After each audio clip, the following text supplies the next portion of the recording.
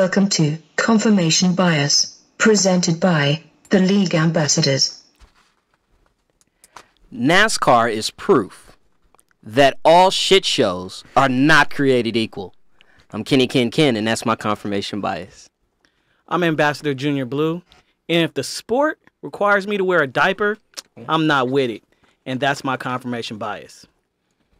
I'm Ambassador Dad, and hand down, man down, it's strap season, straight up, and that's my confirmation bias. Kell Brook will beat Errol Spence. Sorry, I couldn't even say it with a straight face. He gonna get knocked the fuck out, and that's my confirmation bias.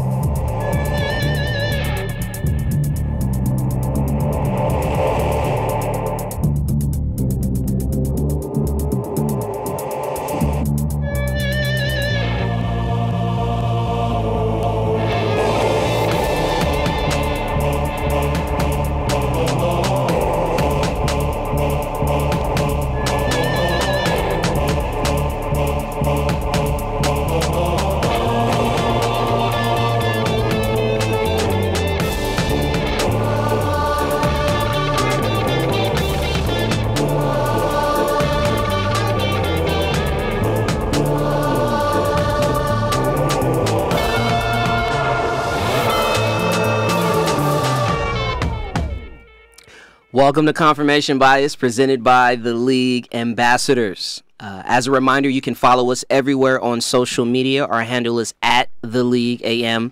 That's Twitter. That's Facebook. Visit also Instagram. Visit our website, theleagueam.com. And also visit our YouTube channel, League Ambassadors. This is episode 21. And today we are going to cover NASCAR. Yep.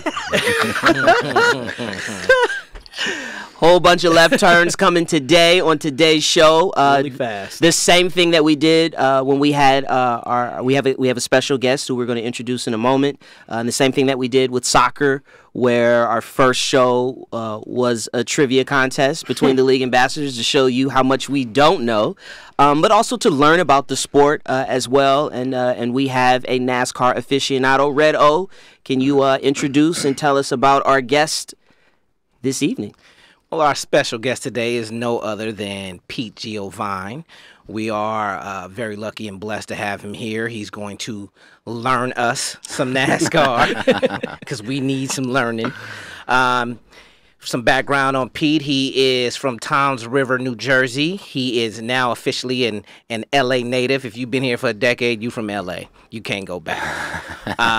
He is a comedian extraordinaire. He's been hosted at the Improv. He's the current host of Beecher's Madhouse at the Roosevelt Hotel in Hollywood. Hollywood, right? Hollywood. So Pete, tell us why you are our NASCAR. What's the word I'm looking for? Aficionado. I was gonna say soothsayer, but I don't know if that works. I speak to race cars. Man, I'm a big NASCAR fan, and I fell into it in 2001. Okay. And I just watched a race, and it just happened to be I was telling Kenny last week I watch NASCAR. It's very much like a soap opera. All right, there's all different sorts of storylines, and if you watch one episode, you might get drawn into it. So my first episode was the race where Dale Earnhardt Sr. He died in a wreck at the end of the Daytona 500. He was protecting the third position. The two people in front of him were number one, Michael Waltrip, who was on his race team, and the second position was his son, Dale Earnhardt Jr. And he was trying to protect, that third place spot so his team can win. And in that, he wound up dying in that wreck in the last lap of the race. And on top of that, the guy who won the race his brother was commentating it on Fox. So it was like this. That was my first episode. Damn. So I was like, that was a great series premiere for me. I was like, you're a morbid motherfucker. What the fuck? Dude, I mean, it was like, I was like, well, I got to find out how this goes next week. You know what I mean? So as the wheels turn. So, but wait, this is his first episode with us. Right. Yeah. Oh shit! Hopefully everybody make it home. Yeah. So that's how be me. That's how I got into it. I mean, it was I got addicted right off the jump. I mean, there's a lot of the layman would just say it's just a bunch of guys making left turns. But the more I watched the sport, the more I realized that it takes so much to operate a race team. There's so many things that can go wrong. It's not just the driver in a car. It's physics. It's what your pit crew does in your pit stops. It's coordination. It's organizational communication. It's nature calling. Yeah, I mean, yeah, exactly. Endurance. And there is a different kind of endurance. There is an endurance aspect to it. NASCAR racers have a similar heart rate as a marathon runner for that time that they're running the race cars. The average racer loses between 5 to 12 pounds of water weight per race. It is very much a physical sport. The inside of that cockpit is over 100 degrees. Sometimes it gets to 120, 130 degrees in there, and you're in a fire suit, so it's it gets hectic.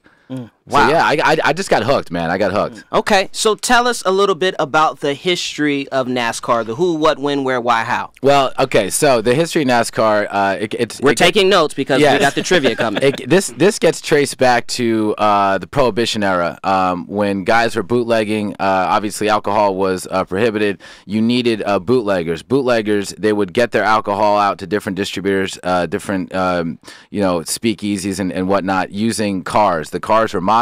They had to go fast. You had to outrun the law. That's where so that's where you had Fast guys and the Furious for real. Right. That's when you guys really had there's a great quote from Henry Ford. He said, "Auto racing began 5 minutes after the second car was built." Right.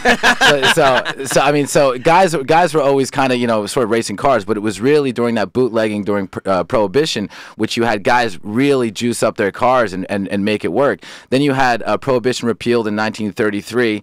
When that happened, there was still a need for these fast cars because Southerners they developed a nice taste. They like the moonshine. They like the moonshine. They like the moonshine. What can I get more of this moonshine? So now you had these moonshiners kind of just sort of in the Appalachian states in the South running their cars still, and it was during this time where these moonshiners were kind of they were comparing each other's cars, and in the South they started running these races where you'd have these guys bring their cars in. They're usually modified cars, and they would start racing around. So that's where it really was sort of like a circus that was in the South.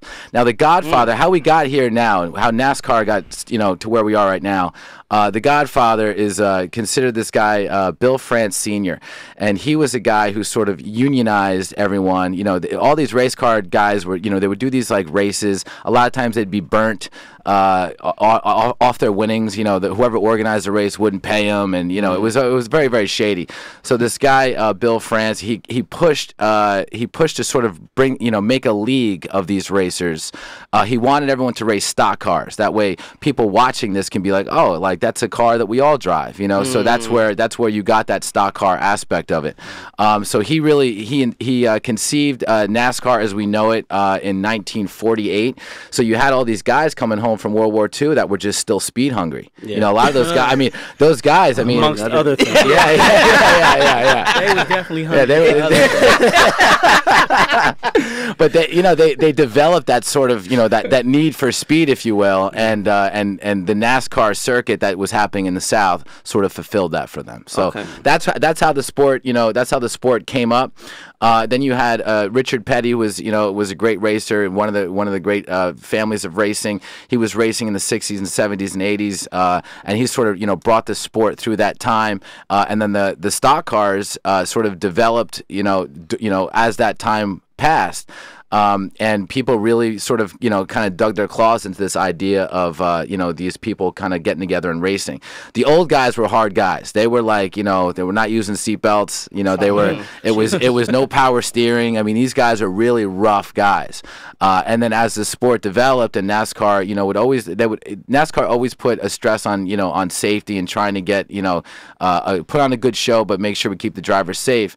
And as they did that, it progressed through the 70s and 80s. Of course, you have Dale Earnhardt, who was another major figure in the sport, into the 90s, and then in 2001, like I said, he passed away, and that sort of changed the sport as well. I mean, it really put a pressure on NASCAR to make everything a lot safer. There was a. Do you feel like, or do they? I should say, do they feel like the organization feel like that his death could have been avoided? His death completely could have been avoided. Really? Yeah. Wow. He was grandfathered in. There was a device called the head and neck restraint that most drivers had to wear. He was grandfathered in, just like the old hockey guys, we don't have to wear helmets because they were grandfathered in. Meanwhile, those guys would get CTE, they're just going crazy and killing themselves. So if Dale Senior was wearing a head and neck restraint, he wouldn't have died. Really? Because the crash did not. I've seen much worse crash. Yeah, it doesn't look like much. It does not look. It doesn't look like much, but when you think about it, he went from 200 miles an hour to 0 miles an hour in an instant, and that's what he essentially died from that. I remember that the snap. drama about that, where NASCAR was wringing their hands. Just listening to news reports about, because he didn't have that contraption. Right. And that's the only thing they kept saying. It could have been avoided. And now obviously that device is mandatory, and they also made safer barriers on the outside of the walls where there's a little bit more of a cushion. There's energy that is exerted in that initial impact that is not that is not like it would be if it was just a straight up concrete containing wall. So yeah, it was a lot of development to get to where they are. No one has died since Dale Earnhardt racing one of these NASCARs. So yeah. Damn, sacrificial lamb. Yeah, exactly. Yeah, they knew, but they respected Dale, and he wanted to race that way. He felt like it essentially pins your head and neck up against your seat, so you are restricted, and he's an old school racer. I mean, this guy's looking over his shoulder, and it was like he was just driving a car. So who are the hot guys in NASCAR today? The hot guys at NASCAR today, you're going to talk about Jimmy Johnson. Wait, leave it up to Ken. Hold on. I'm going to give you a mulligan. Do you want to rephrase that, Ken? Who are the key players in NASCAR? But Pete was ready to go. I was about to list off some hot guys. I was like, God, there's a lot of hot guys. I mean, the most dominant drivers, if you will, right now, a guy named Jimmy Johnson, Kyle Busch, and Brad Keselowski, Joey Logano. Jimmy Johnson, he drives the number 48 car. He's won a lot of championships, so he's very, very dominant. Brad Keselowski, the Miller Lite Dodge, it's no longer the Miller Lite Dodge, it's the Miller Lite Ford now. And Joey Logano, he's another young guy. And I'll tell you what, there's a new generation of young guys and the thing with NASCAR is this. And I've been a fan long enough now to see two waves of these young car, these young driver generations come in. They don't have fear. Right, because they haven't wrecked big yet. They don't know their body, their muscle memory has not absorbed a huge ass wreck before. So they drive into the corner faster than anyone else does because they don't have that that twitch that tells them slow down. Yeah, you know what I mean. I've been in a couple accidents and I'm still reckless. So would you say that that's how the sport, how the sport is changing? Like, if we were to talk about basketball, it's changing because of the preponderance of the 3-point shot and playing at a faster pace. Right. Which I guess you're saying this is a faster pace that's now being pushed by these young guys. It is. It's not only faster in what the young guys are doing with the cars themselves, but it's also the equipment that they're using. Every year it gets better and better. It gets faster. There's changes every year in NASCAR where they make adjustments to the car and what's acceptable, and these cars are fast. Do you feel like, okay, last question, because I think we've all got good notes and we're ready for this trivia. Stop lying.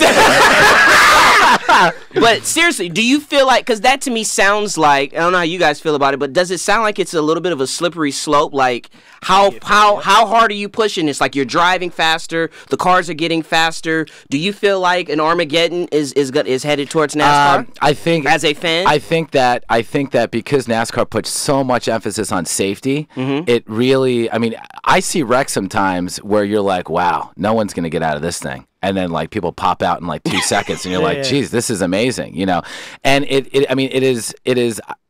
The safety is there. I've driven one of these cars, and I did 8 laps at Fontana in our local speedway here in California.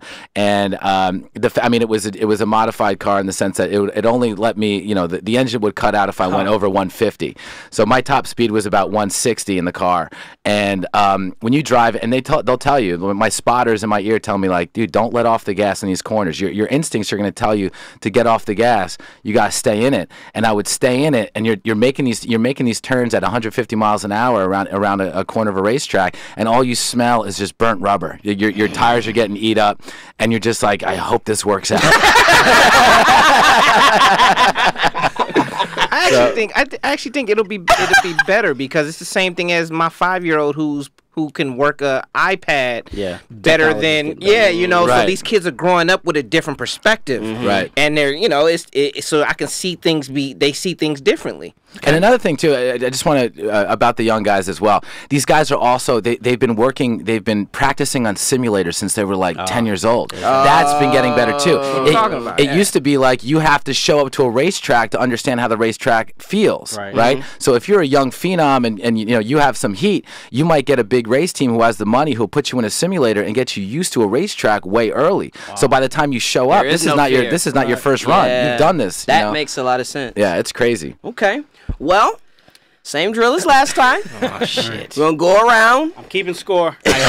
I apologize in advance. We're gonna start with Omar. We're gonna work it around. First 1 to 5 if we make it that far. I was about to say first 1 to 5. And are these multiple choice? And I don't know, Pete. Are they multiple choice? Did you take it easy on us? Some are multiple choice, some are not. But I'm gonna do a couple. The first couple are not gonna be multiple choice. But then I'll get you into some. Why did I have to go first though? I'll get you in. Well, the first round, the first 4 will not be multiple choice. We'll just see how you guys do. All right. These shouldn't be too hard for you. Let's go. All right. So Omar, who sponsors the top level of NASCAR racing? What do you mean? So NASCAR, if you guys don't know, it used to be called the Winston Cup, right? Winston was the tobacco brand. Hey, can I? Right. So Hold on. every so many years, there's a new sponsor that takes over the Cup Series. So this year in 2017, who is the sponsor of the top level of NASCAR racing? It's called the something something Cup. We need like a buzzer so we can ring in. Nabisco Oreos. You remember those NASCAR jackets? Yeah. That's why it's great. It's M&M's was the other one. It's great watching NASCAR. Yeah. It's great watching NASCAR races as a stoner. You're just like, oh, there's an Oreos car. Oh, there's a Rice Krispies Treats car. That's a good idea. Let's just not give me a point. Okay. Unfortunately, it was not Nabisco. Monster Energy. This year, it's the Monster Energy Cup is what it is. Monster Energy took it over. This is their first year. Believe it or not, I fucking read that earlier. Yeah. It probably was, if you looked up NASCAR, it was the first thing written. Yeah. These are some softball questions up front, okay? Oh. All right, so now you think so? Yeah. For you. He shit on you on the way out the door. Damn. All right, so Devin, how many cars race in a NASCAR race? And it's not 500. 32. That is incorrect. It's 40. 40. That was 43. It used to be 43. This year it's 40. It used to be 43. This year they're at 40. So you were wrong. Yeah, that was almost your Nick moment. All right, Les. Ooh-wee. Les, what are the most famous words in motorsports? Oh, shit. Oh, I know this one. He don't know. Checkered flag. That is not it. Does anyone else want to answer that? What do you got? Start your engines. It's gentlemen start your engines, or drivers, because of Danica Patrick, drivers start your You engines. still don't disappoint. Okay. No one's on the board right now. All right. Not surprisingly. All right, Kenny, I want to see if you get this one. What instrument do drivers use to gauge their speed on pit road? Oh shit. A thermostat. Game over. Yeah. -1. Yeah. -1. Hey, he gets a negative one for Say that. your body temperature, motherfucker. He said, Thermostat. It's the thermostat, right? Yeah, they approach pit road. They're like, it's getting chilly in here. They just adjust the thermostat. Speedometer? No, it's something else? NASCAR race cars do not have speedometers. What they use is they use their tachometer, which is the RPMs. The first pace lap of each race is run at pit road speed, so the drivers can get a tachometer reading up for their pit speed. Okay, so you're essentially guessing off of your RPMs is what you're doing. Oh, wow. You don't have a speedometer, and if you go over, you'll get penalized. So you got to make sure you're aware of what your speed would be at the pit road speed. I'm going to raise my hand. This may be a stupid question, but why don't they have a speedometer? Gee, I think they're just trying to be dicks to the drivers. Like, you could easily do that. My It's- thing is it. I would think it's because it's, there's a specific weight, right? There is a specific weight for your. Stripped For, down. I mean, but you would think. I mean, you could put an extra digital readout. That's not hard. Yeah. They want them they to have do make room math. for the diaper. Okay. All right, so we're back at Omar. Shit. Omar. Okay. Do you want me? I'm gonna make some. I'll make some multiple choices here. Okay. Thank you, Pete. He feels bad. He's like, all right, I'll skip to the multiple. Okay. Which race team's pit crew were known as the Rainbow Warriors? Is it A, Jeff Gordon's DuPont Chevrolet, B, Kyle Busch's Skittle car, C, Brad Keselowski's Miller Lite team? B, taste the rainbow, baby. That's incorrect. Y'all ain't Now serving we me throwing, a- now we throwing trick questions in there. That was a trick question. It was actually A, Jeff Gordon's DuPont Chevrolet. He was sponsored by DuPont, and it was just the rainbow colors. So when he was peaking, that was the Rainbow Warriors right there, guys. You think you slick. Yeah, well, We might have to do. This is a Somebody has to get best on of the board. one. yeah. Look, it's gonna happen right now. We're gonna have it right now. Now let's this is go. the league ambassador thing. Show some fucking pride. Someone's got to get on the board here. Yeah. All right, so this goes. We're at Devin now. All right, so Joe Gibbs Racing. Oh, Old This is Coach the one. Gibbs. This Joe is the Gibbs one. Racing. He Why? uses the 'Cause he used to coach football. that's right. This is the one. I feel it. Go, Devin. He uses the car manufacturer A, Ford, B, Chevy, or C, Toyota. Joe Gibbs Racing uses which car manufacturer? A, Ford, B, Chevy, or C, Toyota? Chevy. That's incorrect. It's Toyota. Toyota Racing right there. Shit. Yeah. Yeah, I you was right guys. there. That's what I thought. All right, so listen. I'm always gonna guess Chevy though, but Right? wrong. You would think he used to be Gibbs, Chevy, but Toyota? they switched over a couple years Doesn't ago. even sound right coming out doesn't right. like these should all be American cars. All right, so Les, which is not a nickname for the historic Darlington Raceway? Is it A, the Four Corners of Hell, B, the Track Too Tough to Tame, or C, the Lady in Black? I'm gonna go with country of origin, please. I'm gonna go That's with B. You said B, the Track Too Tough to Tame. Unfortunately, that is one of the nicknames. It's known as the Track Too Tough to Tame or the Lady in Black. The one that was not real is the Four Corners of Hell, which, by the way, I made up. Sounds like, There's no corners. so, yeah, sounds like a great. So wait, There's no what was the question? What was the nickname of the historic Darlington Raceway? Okay, so there was two answers. yeah, two yeah, answers. So there were you two. gave him the fucking question with two answers. No, I only could get one. I said which was Yeah, not which the was nickname. not. Which was It not. Oh, just so A. you got it Yeah, wrong. I got it Yeah, wrong. you got Okay, it wrong. thank you. You got it wrong. He over there hating. Didn't he just say pride? Yeah, pride. Now he Okay. over there hating. Hey, that petty. Schizophrenic ass. Wait, that petty came out real quick. Petty Kruger. All right, so Kenny, I'm going to give you one now. This is another multiple choice here for you, pal. All right. How many corners? Can we go back to soccer? How many corners does the Pocono Raceway have? Is it 3, 4, or 5? Pocono 3. That is correct. He wins. That is correct. It's the only triangular racetrack in the series. It's three very different corners right there. When in doubt, count your syllables, baby. Yes. That shit. We taking it. We got one. No, we all gonna get something. Let's go. You're gonna get this one, Omar. I can feel it. I don't think so. All right, Omar, NASCAR's champion, Jimmy Johnson. His primary sponsor on his race car is Oreos. That's incorrect. M&M's. That's incorrect. Frosted Flakes.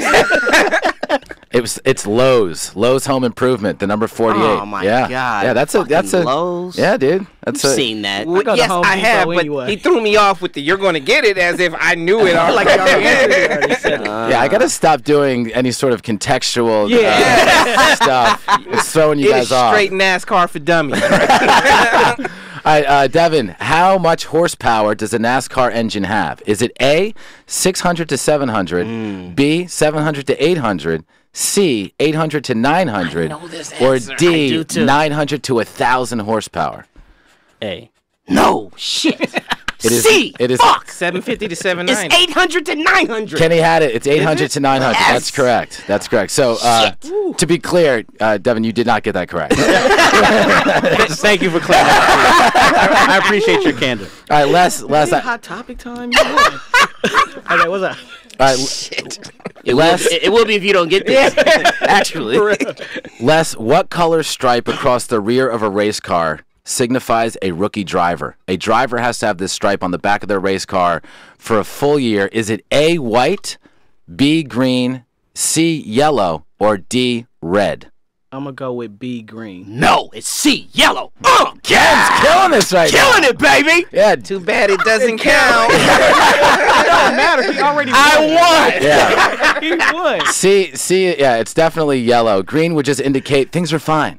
No, you need a warning. A rookie Green has for to rookie. a rookie has to ride around with the yellow one. win. You guys want to do another round? Come on. Yeah, let's do another Yeah, round. we can do it. We can do it. Yeah, I want to blow up. Of course. Runaway. He wants to. Let's do it. Oh, Ken, this might be a runaway answer for you, pal.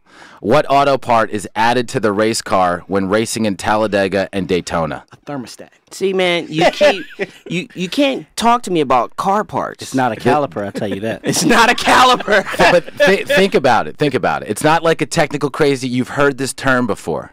In Talladega. In Talladega and Daytona, which are super speedways, the cars go really fast. Fishtails. Nitrous.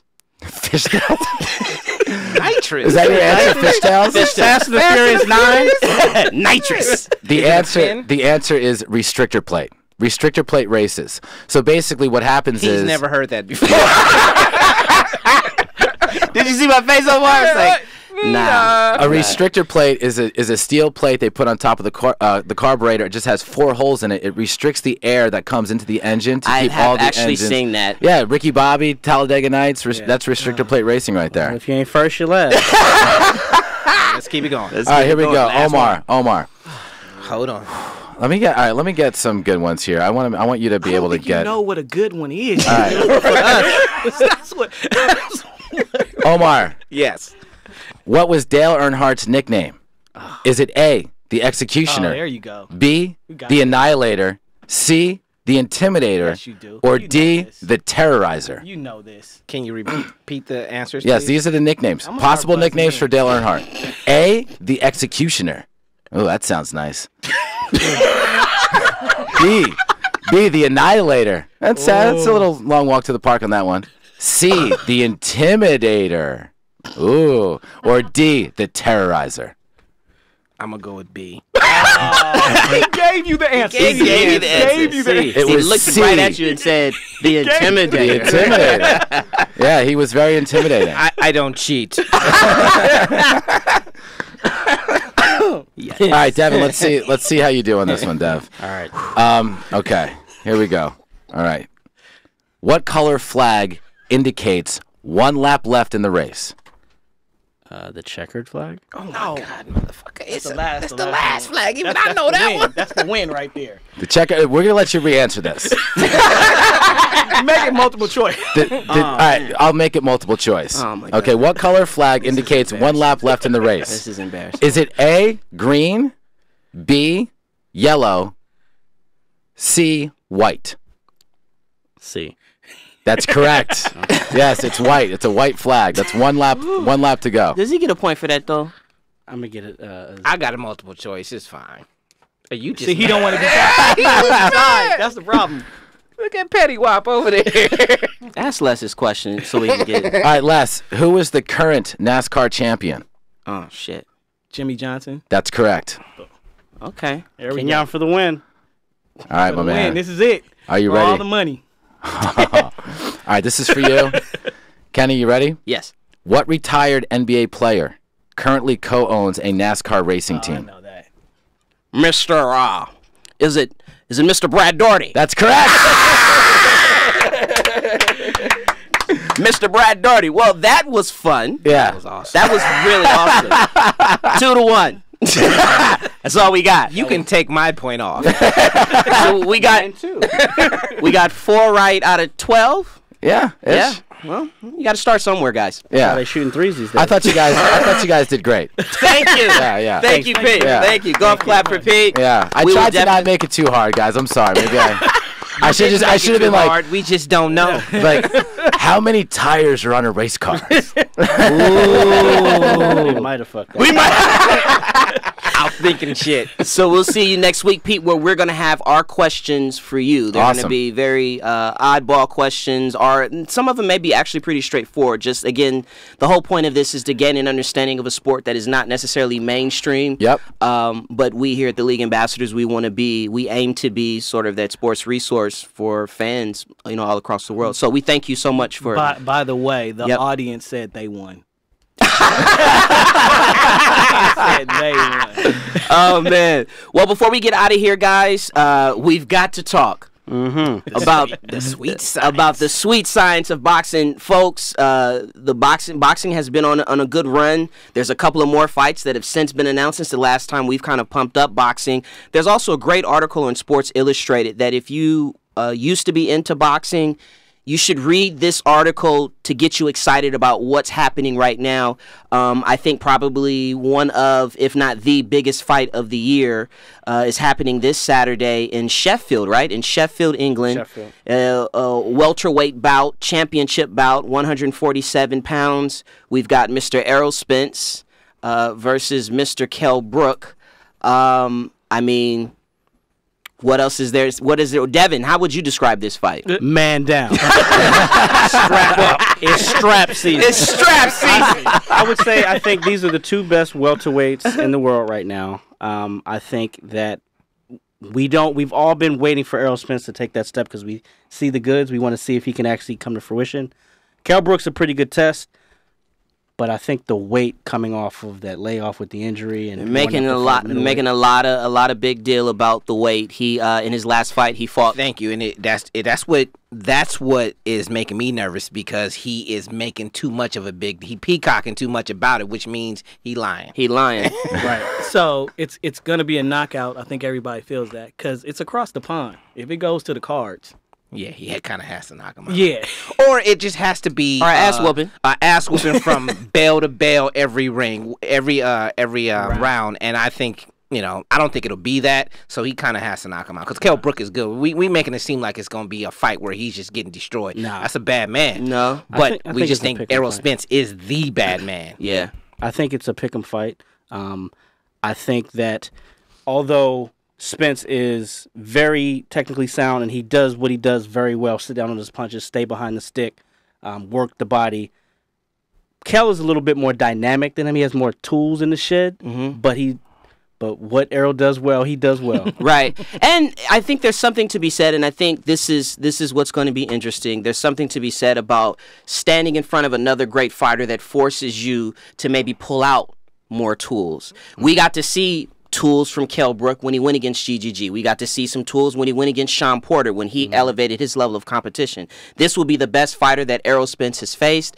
and I have a sneaky suspicion that we're going to see more tools in this fight because Kell's going to bring it out of him. He'll have to do it. Yep. Well, this will definitely show us if he's for real or not. Absolutely. Because there'll be no argument after this fight. Absolutely. Well, we're looking forward to it. Please tune in. I believe it's a Showtime fight. Showtime fight, 2:15 2:15 Pacific, so 5:15 on the East Coast. Pete, you want to give out your IG so people? Oh yeah. You could just go to my website, hairandteeth.com. That's real. Is that HAIRANDTEETH? Yeah. I'm so glad. Hairandteeth.com. Yeah. Which, by the way, if you didn't know me, that would be a creepy website to go to. It absolutely like, what? Hair and teeth. That sounds like a weird fetish website. Yeah, just go to hairandteeth.com. Well, dude, the hair is real. Yeah, so I look like, I I look like if Wolverine owned a pizzeria in Jersey City. On that note, we will get out of here. Come back and check us out on Tuesday for our regular show, and then also next Thursday where Pete will be back. Yes. Follow us everywhere on social media at The League AM. Let us know if your bias is confirmed, and we will see you next week.